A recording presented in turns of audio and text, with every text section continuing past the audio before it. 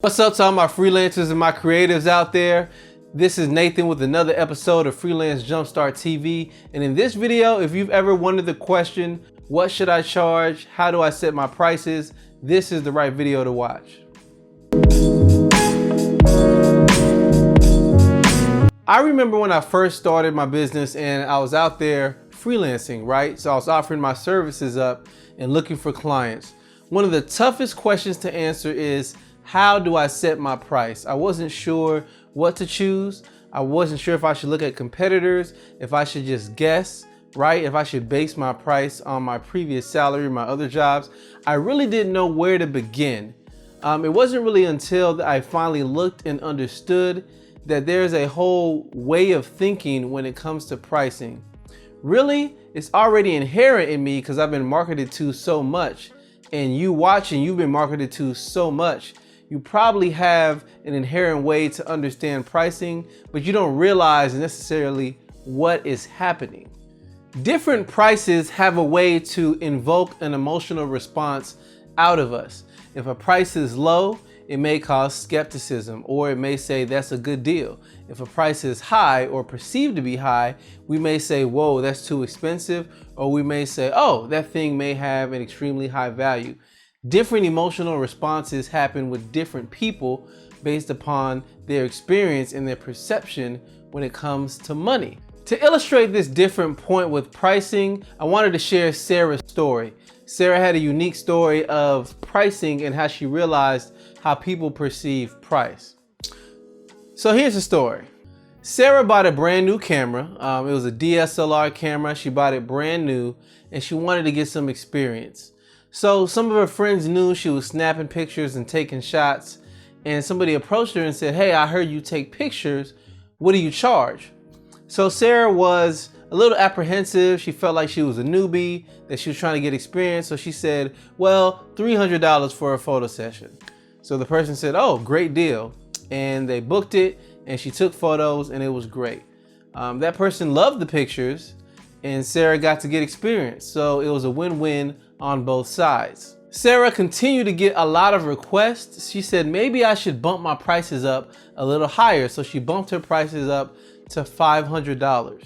She got the same amount of requests coming in and she was happy with the work, but she realized she was getting a little busy and she was getting experience as well. So she felt confident enough at a certain point in time to say, you know what, I'm gonna charge $1,000, double what I'm charging right now.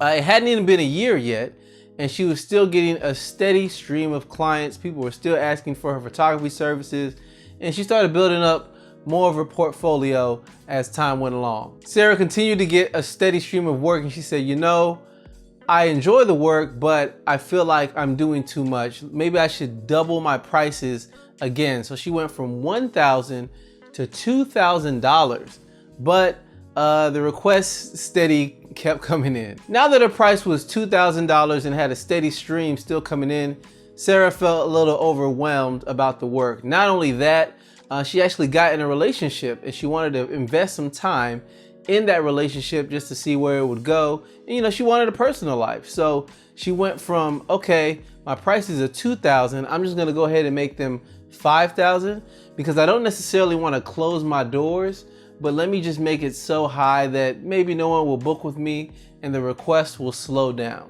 At $5,000, she didn't get as much requests as she did when she charged $300 or $500, but it was still a fairly decent amount. And she noticed these clients were a little easier to work with, right? She still hadn't had as much experience as some of the top photographers out there, but her slapping the price tag of $5,000 on it still allowed for people to book, but they were different. They didn't complain as much.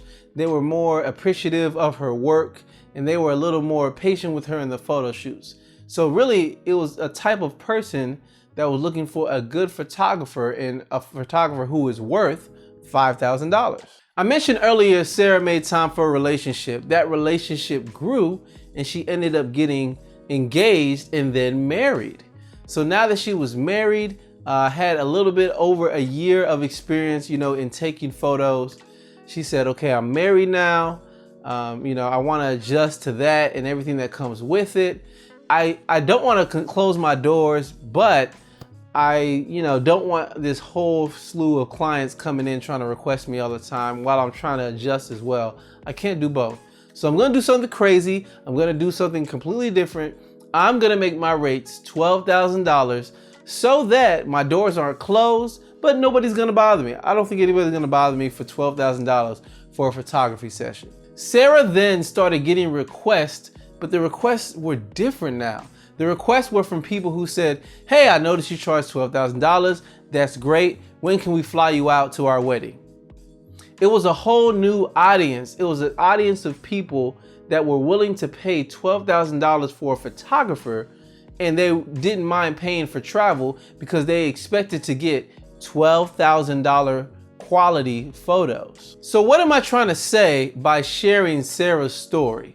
Simply put, a thing that I observed in that story is every time she changed her price, she dealt with a different type of client, a different type of segment of the market. In an earlier video, I talked about positioning and the fact that perception is reality, and whatever price that you set, that will have a direct effect on the perception of your brand, your service, or whatever it is you're offering in your business. When it comes down to it, there's a whole psychology behind pricing. The fact that whatever it is or whatever price that you set, it has a direct effect on different people in different ways. However, there are some commonalities that if you take note of, that can help you in better setting a proper price for the market you want to reach. There are certain people who are price sensitive. Simply put, changes in price, they notice it immediately, and it has a direct effect on their decision if they're going to buy or not. People who are price sensitive, when Sara was charging $300 and $500, they were right there. But as soon as she went to $1,000, they said, you know what? I'm out. I can't book photos for $1,000. That's too much money. Then you had the mid-level people, the people that were saying, you know what? $1,000 may seem like a lot, but I don't mind if it has good quality. Or I don't mind paying $1,000 if this person's caliber is really better than $1,000. Then you had the higher ranking people, or the people that were a little up there, the ones that don't mind paying over $5,000 for a photo session because they believe that the quality is going to be there and they don't necessarily care about the price. They just want the person to do a good job and they want the person to deliver. Yes, they have higher expectations. For example, they wanted Sara to fly out to their wedding. They have higher expectations, but nevertheless, they're willing to pay more for those expectations. Also, a thing to note is normally when people pay more for something, they're more willing to defend their purchase. Nobody wants to pay for something and make it seem like they've been bamboozled or hoodwinked or tricked or gamed into thinking that they paid for something that was really worth less. Nobody likes that. People hate that.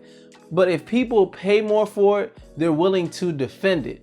Think about it. If you go to a sporting event, you can pay to get in the nosebleeds or you can pay to get courtside tickets. In certain events, being right on the field or being courtside, those are thousands, if not millions of dollars. Is it really worth thousands or millions of dollars? Doesn't matter, because the people paid that much for it, they'll defend the value of what it is that they paid for. So in setting your prices and thinking about pricing psychology, what are you setting your prices at? Are people going to defend the investment they put into your business, or are they going to question you and say, you know, this person is overcharging? Yeah, that all comes down to quality and if you're delivering or not. But I would rather have somebody defend a purchase than to look for ways to poke holes in it. On the opposite end of the spectrum, you have certain things like setting your prices too low or maybe that mid-range. Somebody may say, you know what? This is too good to be true. Think about it. If I said, hey, I have a brand new computer for you. A brand new computer is all yours. You can have it right now for $20.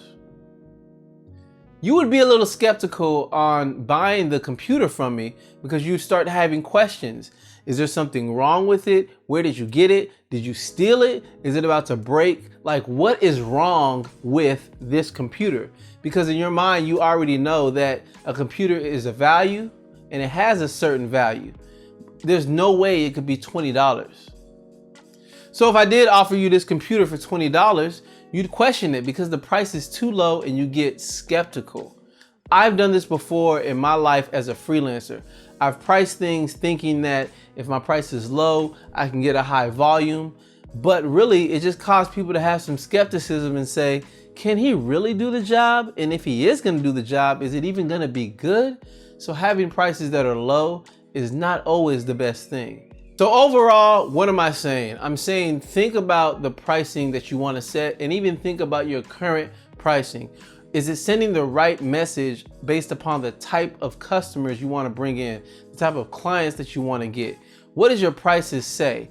There's many things that affect psychology of pricing. It could be maybe instead of itemizing certain charges, you should bundle it all together and then present it to your customer. They may say to themselves, oh, I get all this value in a bundle, but it's very hard to say what particular things that you're offering on an itemized list, how much certain things charge. It's kind of hard to come up with that. But those are certain things you might want to think about that appeal to the psyche of your clients or who it is that you're pricing for. Thank you for taking the time to check out this video. I greatly appreciate it. As always, there are episode notes for this particular episode.